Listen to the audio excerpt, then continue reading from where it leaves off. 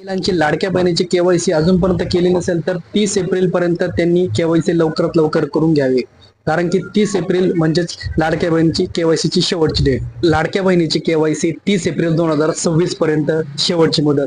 बऱ्याचशा महिलांचा असा प्रॉब्लेम आहे की लाडक्या बहिणीची केवायसी केली पण अजूनपर्यंत ते पैसे आले नाही, किंवा लाडक्या बहिणीची केवायसीची शेवट मुदत असल्यामुळे आम्हाला ती केवायसी करायची पण कशी करायची. ज्या महिला वर्गांनी 30 डिसेंबर अगोदर म्हणजे डिसेंबर महिन्याच्या अगोदर केवायसी केलेली नाही, त्या केवायसी करताना चुका केल्यात, म्हणजे गव्हर्नमेंट अपडेटला येस केलंय, सरकारी अधिकारी वर्ग घरामध्ये आहे त्याला जर येस केलं असेल तर तुमची केवायसी दुरुस्त करण्यासाठी 30 एप्रिलच्या अगोदर तुम्हाला अप्लाय करता येणार आहे. पण ज्या महिलांनी अजूनपर्यंत केवायसीच केली नाही, 30 डिसेंबर महिन्याच्या अगोदर जर तुम्ही केवायसीच केली नसेल तर तुम्हाला अजूनपर्यंत हा ऑप्शन ऑन झालेला नाही.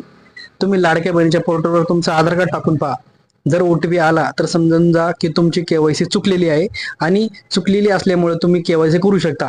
पण 30 डिसेंबरच्या अगोदर जर तुम्ही केवायसी काहीच केली नसेल किंवा तुम्हाला माहित नसेल तर तुम्हाला लाडक्या बहिणीची केवायसीला अजूनपर्यंत ऑप्शन आलेलं नाही.